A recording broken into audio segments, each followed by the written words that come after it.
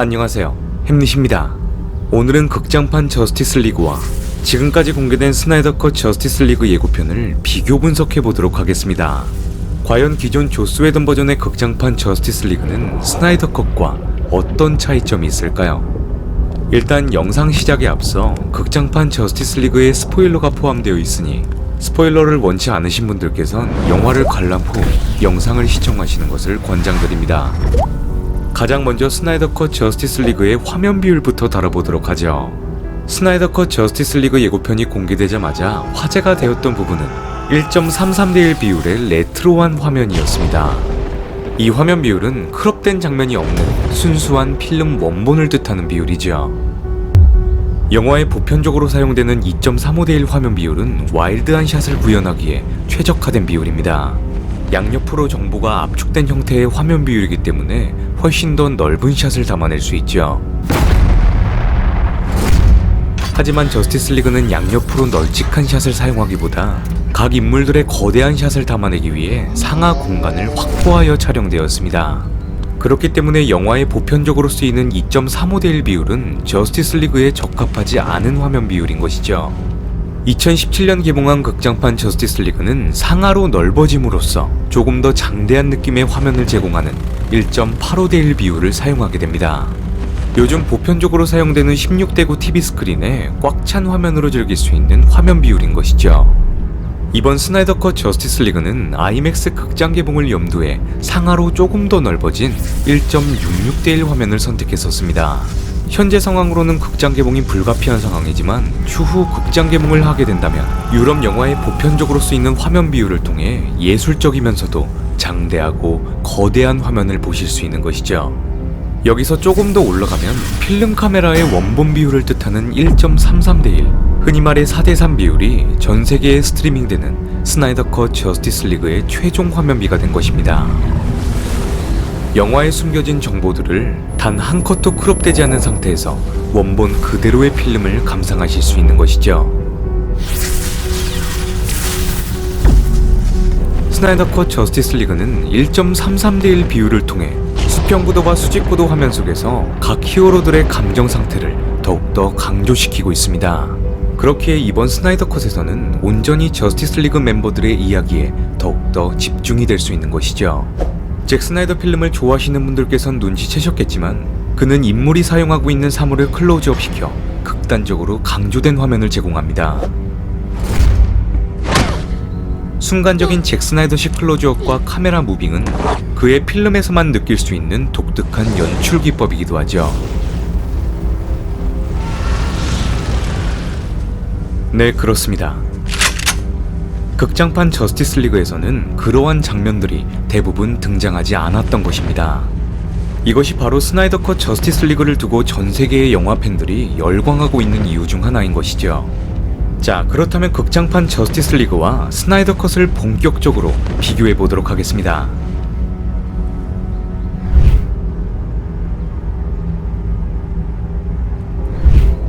일단 가장 먼저 극장판 저스티스 리그의 상영 시간부터 살펴보겠습니다. 영화가 끝나고 참여 인원 명단이 올라가는 엔딩 크레딧을 포함한 저스티스 리그의 상영 시간은 정확히 2시간으로 맞춰져 있죠. 순수하게 극장판 저스티스 리그 영화 자체와 쿠키 영상을 초단위로 따져보면 대략 1시간 49분 47초의 비교적 짧은 러닝타임을 가지고 있습니다. 여기서 잭 스나이더와 조스 웨던 촬영 분량을 분류하여 정리해보면 이러한 결과가 나오게 되죠. 잭 스나이더의 촬영분이 극장판에서 1시간 내외로 쓰여졌기 때문에 이번 스나이더 컷에선 그의 필름을 3시간 이상 추가적으로 더 볼 수 있는 것입니다. 영화의 기본적인 스토리라인은 비슷하게 흘러가겠지만 서사 자체가 다르게 진행된다는 것이죠. 제가 조스 웨던의 촬영본을 분석해본 결과 그의 필름은 이야기를 단축시키기 위한 장치로 활용이 됩니다. 예를 들어 10분 정도 되어야 할 분량을 2분 정도로 줄이기 위해 잭 스나이더 필름 공간에 어색하게 끼워져 있는 것이죠. 그리고 꼭 짚고 넘어가야 할 부분이 있는데 스나이더 컷 저스티스 리그가 나오게 된다면 설정 오류에 대한 지적이 분명히 있을 수 있습니다. 그것은 당연한 결과라고 생각되는데 이 영화는 4년 전에 나왔어야 할 영화였죠. 그렇기 때문에 극장판 저스티스 리그가 나온 후 개봉한 아쿠아맨, 샤잠, 버즈 오브 프레이, 원더우먼 1984 등 추가적인 설정이 가미된 스나이더 컷 저스티스 리그와 분명히 다른 부분이 있을 겁니다. 결과적으로 스나이더 컷 저스티스 리그는 하나의 독립된 작품으로 받아들이시는 게 영화 관람에 있어 조금 더 헷갈리지 않고 색다르게 볼 수 있는 포인트인 것이죠.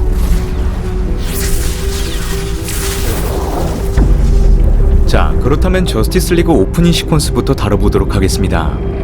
극장판 저스티스 리그는 처음부터 관객들에게 충격과 공포를 선사하게 되죠. 미션 임파서블 계약 문제로 수염을 밀 수 없었던 헨리 카빌을 괴이한 모습으로 만들어버린 오프닝이었습니다. 이후 조스 웨던 재촬영으로 연출된 도둑 시퀀스가 이어지게 되죠. 스나이더 컷 저스티스 리그에서는 오프닝부터 다르게 진행될 것으로 보입니다. 슈퍼맨의 죽음을 통해 그의 울부짖음이 아포칼립스에까지 전해지게 되는 시퀀스와 함께 극장판 저스티스 리그와는 다른 오프닝 크레딧이 이어지게 되죠. 이 사진은 잭 스나이더 감독이 개인 SNS인 배로 계정을 통해 공개한 실제 오프닝 크레딧 장면입니다. 이 장면은 배트맨 브루스 웨인이 추운 겨울, 식량이 떨어진 마을에 생선을 들고 찾아오는 아서커리를 대면하는 장면이었죠. There are enemies coming from far away. Tell me what those 3 boxes are and I'll make it 30. 이 장면을 통해 조스 웨던이 상영 시간을 줄이기 위해 재촬영한 시퀀스를 찾아보자면 배트맨과 아서커리의 달라진 모습만 봐도 육안으로 구별이 가능합니다. 극장판 저스티스 리그는 재촬영 예산을 아끼기 위해서 세트를 다시 짓는 것보단 그린 스크린을 이용해 뒷배경을 입히는 형태로도 제작이 되었죠. To put it plainly, shouldn't we have a league of our own? 주로 상반신만 나오는 장면이 이런 형태로 재촬영되었는데 이 장면에서는 조금 더 멋진 아서커리의 퇴장 장면이 있을 것으로 저는 기대하고 있습니다. 아서커리에게 팀의 합류를 거절당한 브루스는 다른 멤버들을 찾기 위해 전용기를 타고 이동을 하게 되죠. 제가 이 영화를 분석하기로는 이 장면 또한 재촬영이 진행된 것으로 보여집니다. 확실한 증거가 있다면 비행기 내부의 모습과 브루스 웨인의 체형이 확실히 다르다는 것을 느끼실 수 있을 겁니다. But he does visit his father, Barry Allen of Central City.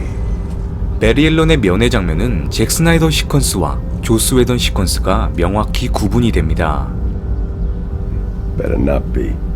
저는 개인적으로 극장판 저스티스 리그에서 캐릭터들마다의 서사가 부족했다 생각했고 각 멤버들의 감정선을 따라잡기가 벅차게 느껴졌죠. 스나이더 컷 저스티스 리그는 각 멤버들의 이야기를 명확히 담아내기 위해 4시간에 달하는 상영 시간을 선택하게 되었습니다. 아마도 역대 히어로 영화 중 가장 긴 러닝타임을 자랑하게 될 것 같은데 각 멤버들을 소개하는 시퀀스가 늘어나게 되면서 영화의 서사 구조를 이해하기엔 충분할 것이라 생각되죠. 스나이더 컷 저스티스 리그가 영화로서 좋은 평가를 받으면 더할 나위 없이 좋겠지만 저는 이 영화가 이뤄낸 성과와 업적을 바라봐야 한다고 생각합니다. 한 예술가의 창작적 자유가 보장된 것이며 팬데믹 사태로 일자리가 줄어든 VFX 기술팀엔 일거리가 제공되었고 수익금 일부는 감독의 딸과 같은 비극이 벌어지지 않게 자살방지재단에 기부가 되죠. 영화적으로 더욱더 좋은 소식은 극장판 저스티스 리그에서 통편집되며 복귀할 가능성이 적었던 플래시의 여자친구 아이리스 웨스트 역할을 맡은 키어시 클레먼스 또한 스나이더 컷을 통해 그 모습이 드러났고 최근 영화 플래시의 복귀가 공식적으로 확정되면서 모든 것이 제자리로 돌아오게 되었습니다. 제가 이번 스나이더 컷 저스티스 리그에서 기대하고 있는 멤버는 플래시와 사이보그입니다. 배트맨이 플래시를 영입하기 위해 센트럴시티에 있는 그의 아지트를 찾아오게 되죠. 영화 속에서 에즈라 밀러가 평소에 좋아한다는 블랙핑크의 마지막처럼이 삽입이 되었는데 전 세계적으로 유명한 그룹인 만큼 그 곡이 유지될 수도 있지만 제가 아는 잭 스나이더 감독이라면 이 부분의 선곡이 다른 곡으로 대체될 수도 있을 것 같습니다. People with special abilities. You see, I believe enemies are coming. I'm in. People are like brunch. Like, what is brunch? Can I keep this? 이 장면 역시도 굳이 안 넣어도 되는 브런치 드립과 살찐 벤 애플렉의 재촬영본을 삽입하게 되면서 관객들에게 또 한 번 충격과 공포를 선사하게 되죠. 제가 해석하기론 이 장면을 굳이 넣었던 이유는 조스 웨던의 재촬영으로 구성된 플래시와 슈퍼맨의 스피드 대결 장면 때문일 겁니다. Bruce said something about you having to take us all to brunch? 결과는 그저 헨리 카빌의 어색하게 지워진 수염과 하관을 관람하는 것뿐이었죠.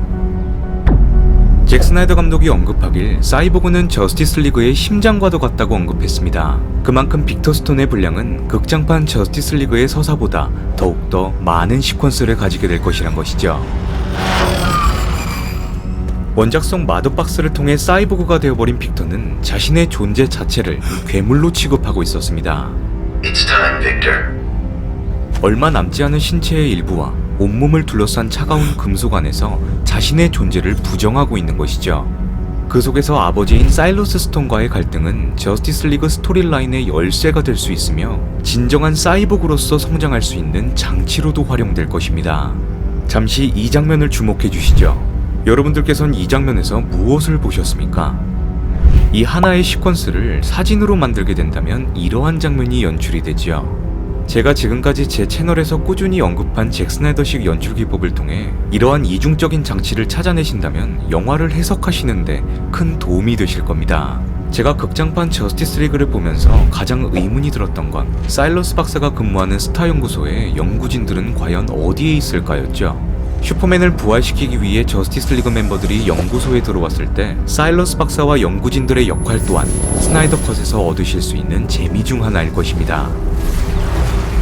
또 하나의 포인트는 사이보그가 마더박스의 능력을 통해 무엇을 할 수 있냐이죠. 제가 지금까지 공개된 스나이더 컷 저스티스 리그 푸티지를 분석한 결과 사이보그는 극장판보다 더욱더 다양한 능력을 선보일 것입니다.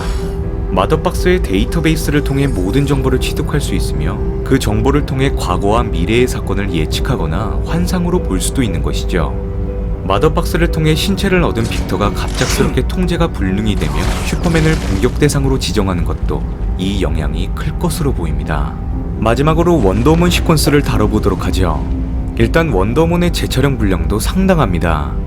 여러분들께 약간의 힌트를 드리자면 그녀의 헤어스타일 변화를 통해 재촬영 장면을 명확히 파악하실 수 있을 겁니다.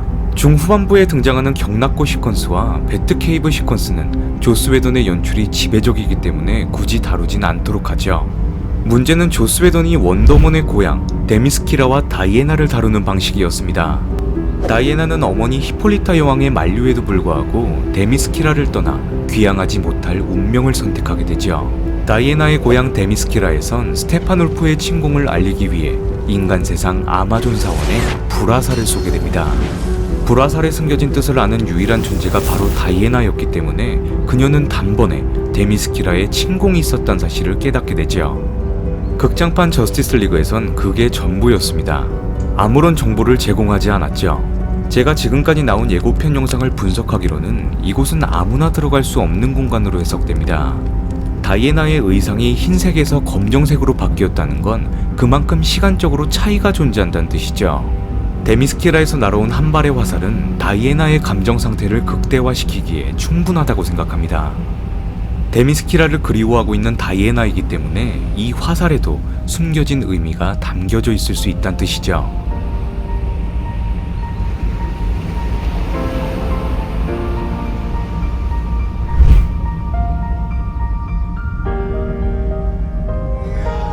자, 이렇게 스나이더 컷 저스티스 리그가 나오기 전 마지막 리뷰를 진행해 보았습니다. 저는 스나이더 컷 저스티스 리그를 관람 후 라이브 방송을 통해 여러분들과 소통을 하는 시간을 준비해 보도록 하겠습니다. 영상이 마음에 드셨던 분들은 구독과 좋아요를 눌러주시면 영상을 만드는데 큰 도움이 됩니다. DC 팬덤의 시작, 이상 햄릿이었습니다.